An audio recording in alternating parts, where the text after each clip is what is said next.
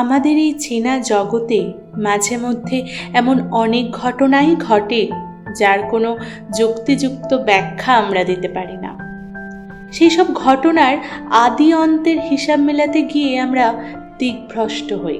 উঠে আসে এমন অনেক অযাচিত তথ্যের মেলবন্ধন যা একেবারেই বিজ্ঞান ভিত্তিক নয়।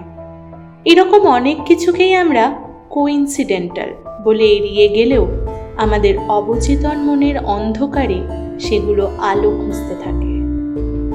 আজকে আপনাদের আমরা এমনই এক ঘটনা বা বলতে পারেন দুর্ঘটনার গল্প পড়ে শোনাব। গল্পটির নাম সেই পোড়া গন্ধটা, লিখেছেন গৌতম বন্দ্যোপাধ্যায়। এবার আপনারাই দেখুন এর কোনো ব্যাখ্যা দিতে পারেন কিনা।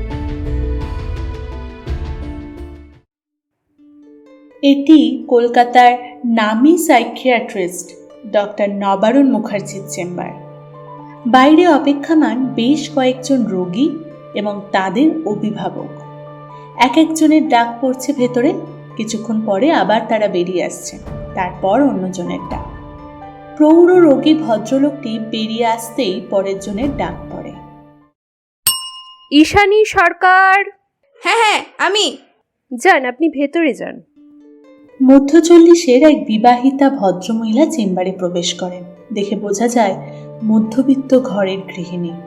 চোখে মুখে একটা বিহল ভাব। সঙ্গে ছিলেন তার স্বামী। নমস্কার ডাক্তারবাবু। হ্যাঁ, বসুন, বলুন কি প্রবলেম। আসলে গত কয়েক মাস ধরেই ওর মধ্যে একটা আত্মহত্যা করতে যাবার প্রবণতা দেখা যাচ্ছে। ও যদিও বাড়িতে অভাব বা অশান্তি কোনো কিছুই নেই, তবু কেন যে ও মরতে চায় ভগবানই জানেন। অন্য সময় ঠিকই থাকি, কিন্তু কারণে অকারণে মন খারাপ হলেই যেন ইচ্ছাটা বেড়ে যায়। আর সবচেয়ে বড় আশ্চর্য কি জানেন, মরতে চায় আগুনে পুড়ে। এই নিয়ে তিনবার হলো। এই দেখুন না, দেখুন। ভদ্রলোক মহিলার ডান পায়ের নিচের দিকে শাড়িটা তুলে দেখান। পায়ের গোছের ওপরে বেশ খানিকটা পোড়া দকদকে ঘা। তারপর মহিলাকে পিছন ফেরান, কোমরের ওপরও পোড়ার দাগ। জানেন ডাক্তারবাবু, 3বার ঠিক সময় নজরে পড়ে গেছে বলে সেরম কিছু হয়নি, কিন্তু আবার যদি করে। ডাক্তারবাবু, আপনি বাঁচান আমাদের। ঠিক আছে, আপনি ব্যস্ত হবেন না, আমি দেখছি। ডক্টর মুখার্জি কেমন যেন অস্থির হয়ে পড়েন। তারপরেই তার মনটা কিরকম বিষণ্ণ হয়ে যায়। সহকারী কুণালকে কেস হিস্ট্রি নোট করতে বলে প্রয়োজনীয় কিছু ওষুধপত্র প্রেসক্রাইব করেই তাদের ছেড়ে দেন। এই কুণাল, আজ আর নিউ কেস দেখবো না, বুঝলে? ফলো আপের কেসগুলো একটু তুমি দেখো না প্লিজ। পাশের অ্যান্টি চেম্বারে এসে টিউবলাইটটা নিভিয়ে দিয়ে হালকা সবুজ আলোটা জেলে ডক্টর মুখার্জি একটা বেনসন হেজেস ধরিয়ে আরাম কেদারায় বসেন। মন চলে যায় 19 বছর আগের এক ঘটনায়। মনে পড়ে অত্রিকে, ওরই এক সহপাঠী। দুজনেই তখন মেডিকেল কলেজ থেকে সাইকিয়াট্রি নিয়ে পোস্ট গ্র্যাজুয়েট করছেন। কি প্রাণোচ্ছলই না ছিল অত্রি। খেলাধুলো, কুইজ, পড়াশোনা সবেতেই সেরা। ফর্সা, লম্বা, স্টাউট চেহারা, এক মাথা কালো চুল, বুদ্ধিদীপ্ত 2 চোখ। স্যার, আপনার কি শরীর খারাপ লাগছে? রোগী দেখা শেষ করে কুণাল ঘরে ঢুকেই প্রশ্নটি করে। সঙ্গে সঙ্গে ডক্টর মুখার্জির চিন্তার জাল ছেড়ে যায়। না, আমি ঠিক আছি। তাহলে কি স্যার, ওই পোড়া কেসটার কথা ভাবছেন? হ্যাঁ, ঠিকই ধরেছ, পোড়া কেস। জানো কুণাল, একটা অদ্ভুত ঘটনা ঘটেছিল এই পোড়া কেসকে কেন্দ্র করে। অদ্ভুত ঘটনা?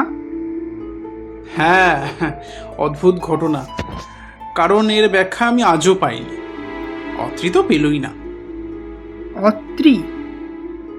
অত্রি হলো আমার ব্যাচমেট। আমরা একই সঙ্গে পিজিটি করেছিলাম। অত্রি এরকমই একটা পোড়ার প্রবণতার কেস নিয়ে নিজেকে জড়িয়ে ফেলেছিল। কেসটা ওর পাড়ারই। ডক্টর মুখার্জি কথাগুলো শেষ করে খানিকক্ষণ চুপ করে থেকে কয়েকটা টান দিয়ে সিগারেটটা অ্যাস্ট্রেতে নেভান। কেসটার কি হলো স্যার? কি আর হলো, কোনো উত্তরই পাওয়া গেল না। ওর ডায়েরিটা অসমাপ্তই রয়ে গেছে। ডায়েরি? হ্যাঁ, ডায়েরি। ওটা আমি পুলিশের থেকে নিয়েছিলাম। পুলিশের ডিএসপি আমার স্কুলের সহপাঠী ছিল, তাই পেতে আমার অসুবিধা হয়নি। ডাক্তার মুখার্জি আরও একটা সিগারেট ধরান। এদিকে কুণাল অধৈর্য হয়ে ওঠে। ডায়েরিটা কোথায় স্যার? পড়বে সেটা? ওই দেখো, আমার বুক ক্যাবিনেটে ডান দিকে করে রাখা, ব্রাউন রঙের চামড়ার মলাট।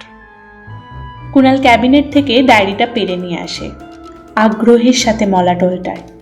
ভেতরে নাম লেখা ডক্টর অত্রি রয় চৌধুরী। সে নিমগ্ন হয়ে একের পর এক পাতা উল্টাতে থাকে। যাও যাও, ওটা বাড়ি নিয়ে গিয়ে পড়ো, কাল ফেরত দিয়ে দেবে। এখন চলো বাড়ি যাওয়া যাক। হ্যাঁ, ওকে স্যার, থ্যাংক ইউ। ওহ কুণাল, আমি তোমার বাড়ির দিকেই যাব, চলো তোমায় ড্রপ করে দিচ্ছি। ডাক্তার মুখার্জি কুণালকে বাড়িতে নামিয়ে দিয়ে চলে যান। জামা কাপড় ছেড়ে এক কাপ চা নিয়ে বসে কুণাল ধীরে সুস্থে আবার ডায়েরির পাতা উল্টাতে শুরু করে। 1982 সালের ডায়েরি, মুক্তোর মতো হাতের লেখা। ডক্টর রায়চৌধুরী শুধুমাত্র ভালো ছাত্রই ছিলেন তা নয়, লেখা পড়ে বোঝা যাচ্ছিল সাহিত্যের দিকে ঝুঁকলেই উনি ভালো সাহিত্যিকও হতে পারতেন। অবশ্য ডায়েরির পাতায় কোনো তারিখ অনুসরণ করে লেখা হয়নি, পড়ে মনে হয় যেন একটা ছোট গল্প লেখা হয়েছে। অবশেষে কোরাদাও গেল। 6 মাস ধরে দলুই বাড়ির ঋষি পাওয়া গন্ধে পুঞ্জ হয়ে একদিন নিজেকেই শেষ করে দিল। লক্ষ্মী পাগলির মতো কোরাদাও দলুই বাড়ির দোতলার উত্তরের কোণের ঘর থেকে ওই পোড়া গন্ধটা পেত। মানুষের মাংসের পোড়া গন্ধ। লক্ষ্মী পাগলি যেদিন ও বাড়িতে পুড়ে মরল, সেদিন তার কথা স্পষ্ট মনে পড়ে। সে কি বিভৎস দৃশ্য! আর কোরাদাও সেদিন থেকে কেমন যেন। যাক, একদম শুরু থেকে পরপর লেখা ভালো। আগে বরং লক্ষ্মী পাগলির সম্বন্ধে একটু বলে নেওয়া যাক। লক্ষ্মী পাগলি কাজ করত দলুই বাড়ির বড় গিন্নির কাজ, মানে বড় গিন্নির খাস কাজের লোক আর কি। তখন অবশ্য দলুই বাড়ির অবস্থা নিভু নিভু। বিশাল বাড়ির বেশিরভাগ ঘরই সংস্কারের অভাবে ভেঙে পড়েছে। ভেঙে পড়া ঠাকুর দালান আজও পুরনো জমিদার বাড়ির স্মৃতির ক্ষতচিহ্ন নিয়ে দাঁড়িয়ে আছে। সাবেকি 3 মহলা বাড়ি, মোটা মোটা চওড়া দেওয়াল, বিশাল বিশাল গোল গোল থাম। ঠাকুর দালান বা ঘর বারান্দার ছাদের দিকে তাকালে চোখে পড়বে মোটা মোটা লোহার বিমে কাঠের সারিবদ্ধ পরিবর্গা একেবারে পরপর চলেছে। বাড়ির অবস্থা নিভু নিভু হলেও মালিকদের অবস্থা ছিল বিপরীত। বাড়ির 3 ছেলের মধ্যে মেজো আমেরিকায় অধ্যাপনা করছে, সেজো থাকে পুনে। হাওড়ার এঁদো গলিতে তারা কেউ আসতেই চায় না। এক শুধু বড় ছেলেই সাবেকি মায়া ত্যাগ করে কোথাও যেতে রাজি নন। ক্যানিং স্ট্রিটের কাঁচের ব্যবসা নিয়েই তিনি থাকেন। তা সেই বড় ছেলে শরদিন্দু শেখর থাকতেন দোতলার উত্তর পূর্ব কোণের দিকটায়। বয়সে বছর 55 হবে।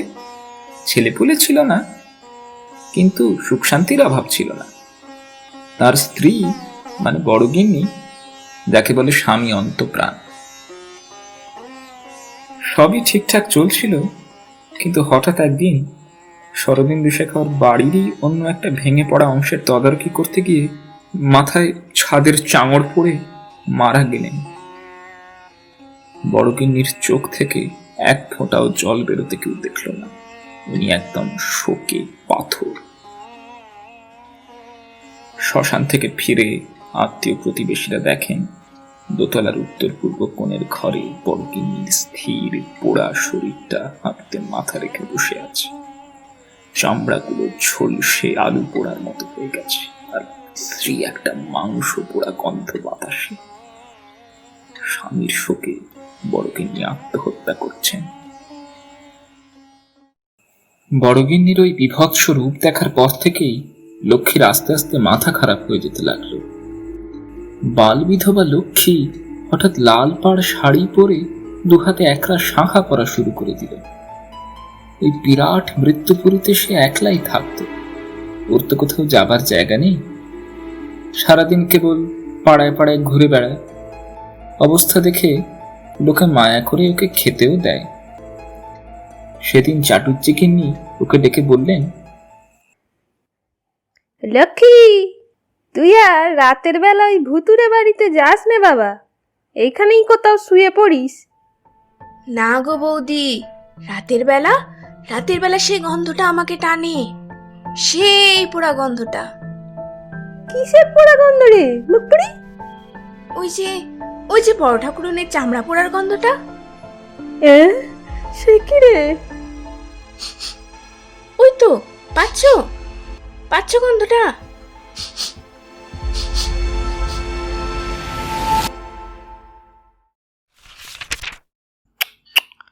যা, ও এই তো। এরপর কয়েকটা পাতা বাদ দিয়ে আবার লেখা শুরু, মাঝে কিছু কিছু সাংকেতিকভাবে মনস্তাত্ত্বিক বিশ্লেষণের চেষ্টা, তারপর আবার গল্পের শুরু। কিছুদিন পরেই এক একাদশীর সন্ধেবেলা ঠিক বড়গিন্নির মতো বসে থাকা অবস্থায় হাঁটুতে মাথা রেখে লক্ষ্মী পুড়ে মরল।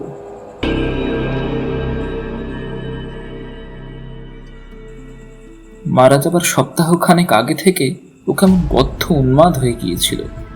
দলির বাড়ির পরিত্যক্ত ঘরের দালানে বা জঙ্গল হয়ে যাওয়া বাগানে নাক টেনে টেনে কিসের যেন গন্ধ খুঁজে বেড়াত। সন্ধ্যের পর উপরে উঠে দোতলার ঘর বারান্দায় ঘুরে বেড়াত। হয়তোবা গন্ধটাও পেত। যেদিন লক্ষ্মী পাগলি মারা গেল, খবরটা কালীকুণ্ডলিনীর মুখে পেলাম।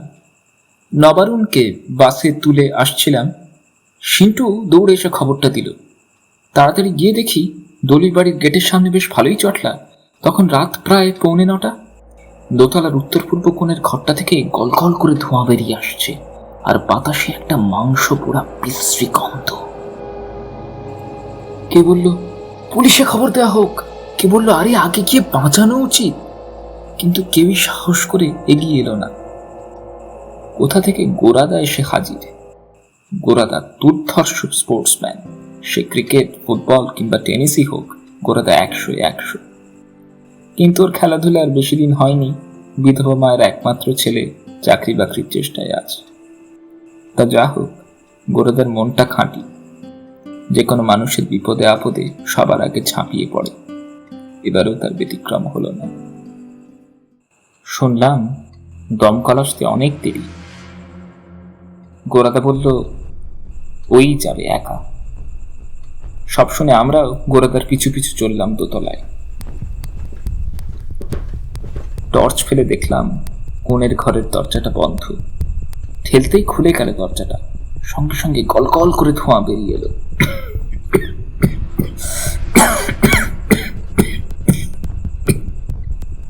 চার পাঁচটা টর্চের আলোয় দেখা গেল আধ পোড়া একটা নারী মূর্তি হাঁটুতে মুখ গুঁজে বসে আছে, আর ঘর ভর্তি মাংস পোড়া কটু গন্ধ।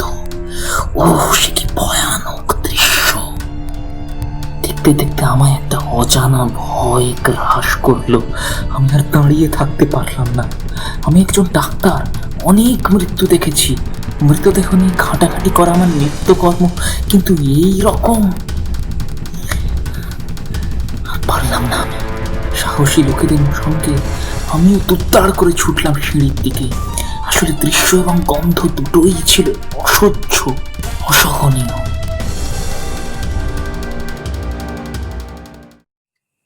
দাঁড়া, আমি আসছি। বলতে বলতে গোরাদাও আমাদের পেছনে ছুটে এলো, বলল তোমাদের কারুকে দরকার নেই, আমি নিজেই গিয়ে নিয়ে আসছি। লক্ষ্মীতে যদি এখনো বেঁচে থাকে। রতনদার হাত থেকে টর্চটা ছিনিয়ে নিয়ে গোরাদা ওই ঘরের দিকে ছুটল। আমরা হাঁ করে সিঁড়ির মুখে দাঁড়িয়ে রইলাম। মিনিট 5 পরে গোরাদা ফিরে এলো, হাতে জ্বলন্ত টর্চ। রতনদা, টর্চটা একটু ধুয়ে নিও, রক্ত লেগে গেছে।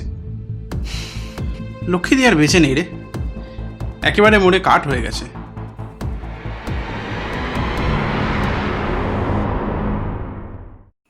সবাই মিলে নিচে নেমে আসার পর গোরাদাকে জিজ্ঞেস করে জানা গেল, গোরাদা ঘরে ঢুকে প্রথমে জ্বলন্ত অবস্থাতেই টর্চটাকে মাটিতে রাখে, তারপর নিজের গায়ের চাদরটা খুলে লক্ষ্মীকে জড়িয়ে পাঁজা কোলা করে তুলতে যায়। আর সে সময় ওর হাতে লক্ষ্মীর নিথর দেহ থেকে কিছুটা পোড়া মাংস উঠে আসে। আর সেই মুহূর্তেই হঠাৎই টর্চটাও যায় নিভে। গোরাদা হাতে ধরে বুঝতে পারে লক্ষ্মী মারা গেছে। ওর দেহটা নামিয়ে রেখে হাতড়ে হাতড়ে টর্চটা খুঁজে 2-4 বার নাড়ানাড়ি করতেই আবার সেটা জ্বলেও যায়। দু একটা হাসি ঠাট্টার পর রতনদা স্বীকার করলো টর্চটা মাঝে মধ্যে বিগড়ে যায় বটে।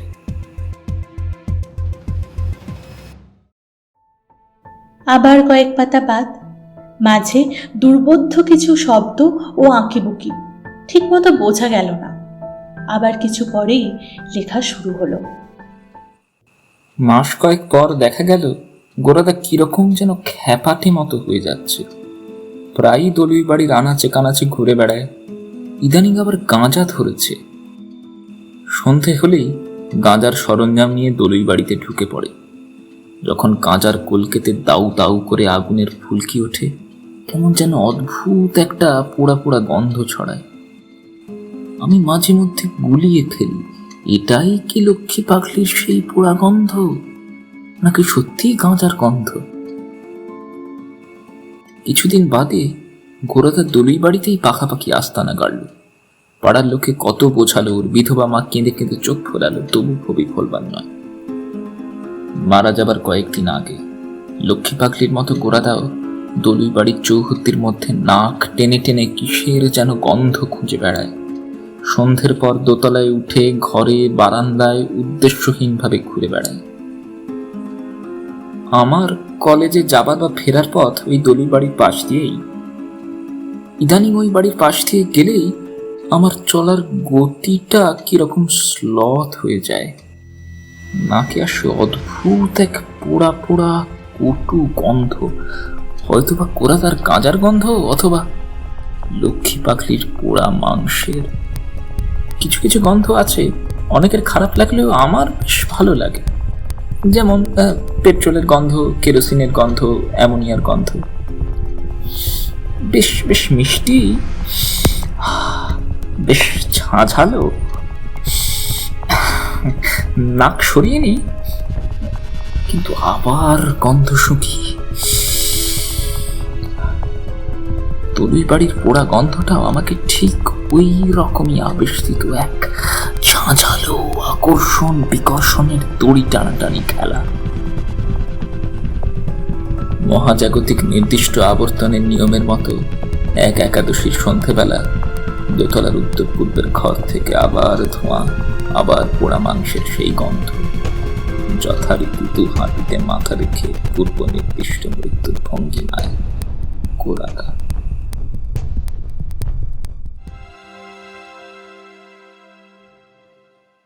অনেক ভাবলাম, বইপত্র ঘাঁটলাম, একই রকম ভাবে পরপর মৃত্যু কেন? কিছুতেই ভেবে বের করতে পারছি না। এমন অদ্ভুত ঘটনা। নবারুণকে বললাম আজ, ও তেমন আমল দিল না। আচ্ছা, দলুই বাড়ির বড় গিন্নিকে মরতে দেখলো লক্ষ্মী। লক্ষ্মীর ওই পুড়ে যাওয়া দেহ সবচেয়ে কাছ থেকে দেখেছিল গোরাদা। অত কাছ থেকে ওই রকম বিভৎস মৃত্যু দেখে কোনো সাইকোলজিক্যাল ট্রমা, মানসিক বিকার, জানি না। দলুই বাড়িতে কি যেন একটা রহস্য আছে, সেটা ধরতে পারছি না। এরপর আবার কয়েক পাতা বাদ এবং তার সাথে একই রকম অজস্র আঁকিবুকি, যেন মনে হচ্ছে নতুন কোনো অশুভ ঘটনার ইঙ্গিত দিয়ে গেল। গোরাদা মারা যাবার পর প্রায় 1 মাস কেটে গেছে। কলেজ যাতায়াতের পথে দলুই বাড়ির গেটের লোহার গরাদ পেরিয়ে গন্ধটা রোজই আমাকে ছুঁয়ে যায়। সেটা মাংস পোড়া না গাঁজার গন্ধ, আজকাল আর ঠিক তফাৎ করতে পারি না। তবে এই গন্ধটা আমাকে ভীষণ টানে, ভীষণ টানে। লোকলজ্জার ভয়ে রাত্রির দিকে বা ভোরবেলা চুপি চুপি গিয়ে গন্ধটা একবার শোঁকা চাই, আমার একবার শোঁকা চাই। ব্যাপারটা কাউকে বলতেও পারছি না, যদি হাসাহাসি করে শেষকালে কিনা আমি।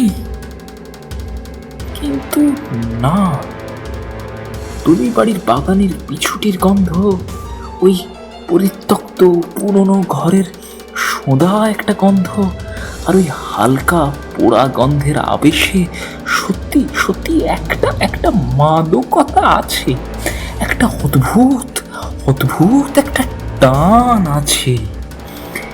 এরই টান লক্ষ্মী উপেক্ষা করতে পারেনি গোড়া দাও। আর আজকাল আমাকেও কেমন একটা আচ্ছন্ন করে ফেলছে। আর আর আর 3 দিন পরেই দোল পূর্ণিমা। ও তার মানে কাল বন্ধুদের সঙ্গে ঘাটশিলা বেড়াতে যাওয়ার কথা। ঘাটশিলায় থাকবো এই দিন 7 দিন। তার মানে 7 দিন আমার ওই দলির বাড়ির সামনে যাওয়া হবে না। 7 দিন আমি ওই অদ্ভুত গন্ধটা পাবো না। না না না না, আমি আর থাকতে পারছি না ওটাকে ছাড়া। ওই গন্ধটা যেন ভীষণই টানছে আজ। ঘাটশিলা যাবার আগে আশ মিটিয়ে গন্ধটা শুঁকে নেব। আজই খুঁজবো এই গন্ধের উৎস। ছুটে গেলাম তুলি বাড়ির দিকে। একতলার ঘর তন্ন তন্ন করে খুঁজলাম, কই গন্ধ তো নেই, পেছনে দালানেও নেই। মনে হচ্ছে গন্ধটা সিঁড়ির দিক থেকেই আসছে। সিঁড়ির কাছে এসে বুক ভরে শ্বাস নিলাম। আমি নিশ্চিতের উৎস দোতলায়। আমার সারা শরীর কেমন যেন করছে, বুকের মধ্যে কিসের যেন ঝুলুনিয়া। গন্ধ না পেলে আমার শ্বাস বন্ধ হয়ে যাবে। আমি বুঝতে পারছি না কি করা উচিত। আমার স্বাভাবিক ডাক্তারি বুদ্ধি বোধ সব কেমন যেন ধোঁয়াটে হয়ে আসছে। আমায় এক্ষুনি যেতে হবে ওই উত্তরের কোণের ঘরে। ওখানেই আছে সব উত্তর। আমার কানে কানে কে যেন বলে দিল, যাও আর দেরি করো না। আমি পাগলের মতো ছুটলাম। সেই গন্ধ ক্রমশ করা হচ্ছে। আমার দৃষ্টি ঝাপসা হয়ে আসছে, চারদিক কেমন ধোঁয়াটে। ওই দরজার হাতল, বুকের মধ্যে জ্বলনিটা ছড়িয়ে পড়ছে সারা শরীরে। ওই ঘরে কিছু পড়ছে, আমি টের পাচ্ছি। ওই গন্ধ আসছে ঘরের ভিতর থেকে। ওই গন্ধ আমার চাই।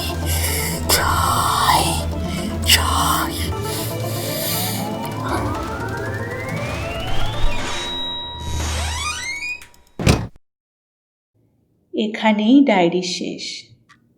ঘড়িতে রাত 11:15। স্যার তো এখনো স্টাডিতেই আছেন। কথাটা মাথায় আসতেই কুণালের ধৈর্যের বাঁধ ভেঙে গেল। সে দ্রুত এগিয়ে গেল টেলিফোনের দিকে।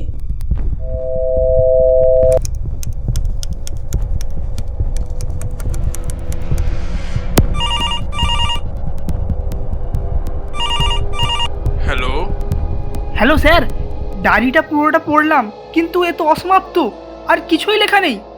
অত্রি চৌধুরী এরপর কি হলো? সেই রাতেই অত্রি ওই একই ভঙ্গিমায় পুড়ে মরেছিল। এই ডায়েরিটা শুধু পাশে পড়েছিল।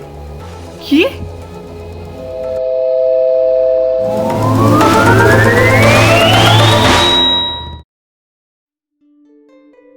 শেষ হলো আমাদের আজকের গল্প, সেই পোড়া গন্ধটা। গল্পে ডক্টর নবারুণ মুখার্জি ও গোরাদার ভূমিকায় অভিনয় করেছে জয়।